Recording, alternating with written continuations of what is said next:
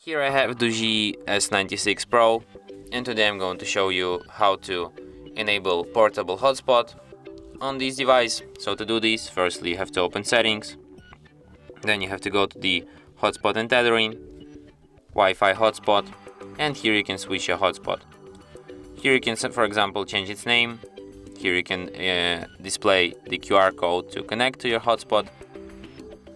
Here you can, for example, select the security protocol, select VPA2 if you want to have password, select none if you don't want to have any password.